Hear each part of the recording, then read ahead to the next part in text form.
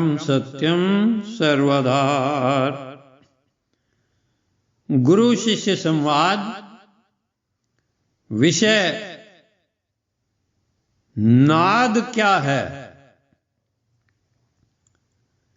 महाराज जी, नाद के क्या अर्थ हैं। उत्तर में श्री महाराज जी ने फरमाया, प्रेमी, नाद शब्द को कहते हैं जिसको ऋषियों मुनियों ने परमेश्वर, जगदीश्वर, सर्वप्रकाश, अखंड, अद्वैत, परिपूर्ण करके बतलाया है। अनंत स्वरूप जिस करके भास रहे हैं, हर एक जीव का मालिक, ठाकुर, सृजनहार, वह नाद ही सबकी जिंदगी और जान है। उसको जानकर जीव जन्म जन्मांतरों के दुखों से रहित हो जाता है। उसके जानने से ही तृष्णा अग्नि शांत होती है। निर्भयपन भी नाद स्वरूप को पाकर आता है।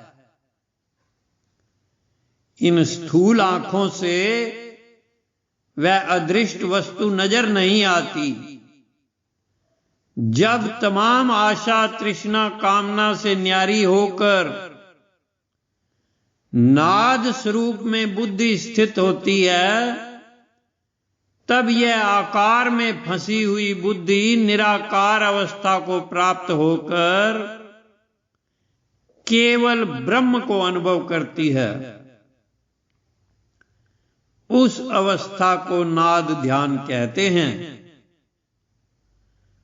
उस स्थिति में प्रवेश करके सत असत के निर्णय को बुद्धि अच्छी प्रकार समझ जाती है। तब जाकर मोह माया के जाल से वास्तविक अर्थों में छुटकारा होता है। सब वेद, शास्त्र, कुरान, अंजील उस नाद स्वरूप की महिमा गा रहे हैं। लेकिन जितनी जितनी बुद्धि निज स्वरूप में स्थित होती जाती है, उतनी ही उतनी उसकी महिमा का वर्णन करती जाती है।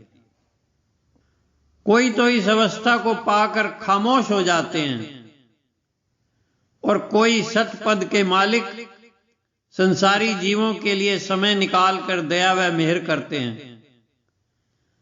उनके क्रियात्मक जीवन को देखकर फिर से लोगों के अंदर उत्साह आ जाता है। उन्हें प्रतीत होने लगता है कि कोई ऐसी स्थिति है जिसे पाकर अडोल अचाहक होकर अपनी मस्ती में आप विराजमान हैं।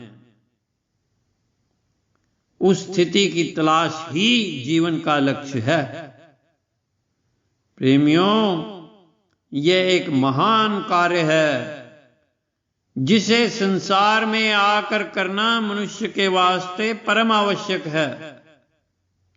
इसी में परम शांति और अखंड सुख है। ओम ब्रह्म सत्यम सर्वदा।